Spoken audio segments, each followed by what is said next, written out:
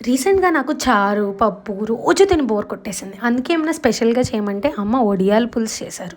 ఎలాగో చెప్పనా? చాలా సింపుల్. పావుగంటలో అయిపోయింది. ఇదిగో చూపించిన ఇంగ్రీడియెంట్స్ అన్నీ రెడీగా పెట్టుకోవాలి. ఇప్పుడు ఒక ప్యాన్‌లో ఆయిల్ వేసుకొని వెల్లుల్లి, ఆవాలు, మెంతులు, ఇంగువ, ఎండుమిర్చి ఇవన్నీ వేసుకొని ఫ్రై చేసుకోవాలి. ఇవన్నీ ఫ్రై అయిపోయిన తర్వాత అందులోకి ఉల్లిపాయ, కరివేపాకు, పచ్చిమిర్చి అన్నీ వేసుకొని ఇవి కూడా బాగా ఫ్రై అవ్వనివ్వాలి. ఇవన్నీ ఫ్రై అయిపోయిన తర్వాత చింతపండు నీళ్ళు బాగా తీసి పెట్టుకొని చింతపండు నీళ్ళు కూడా పోసేసుకోవాలి. ఇవన్నీ పోసుకున్న తర్వాత ఉప్పు, పసుపు వేసి కాసేపు ఉడకనివ్వాలి. ఉడికిన తర్వాత అందులోకి బెల్లం కూడా వేసుకోవాలి. బెల్లం చాలా ఇంపార్టెంట్ ఇందులో.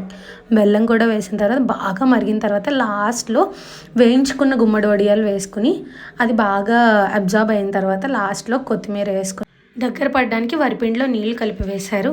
అంతే, పులుసు అయితే రెడీ అయిపోయింది. వేడన్నంలో కలుపుకొని తింటే టేస్ట్ భలే ఉంటుంది. మరి మీకు వీడియో నచ్చితే లైక్ అండ్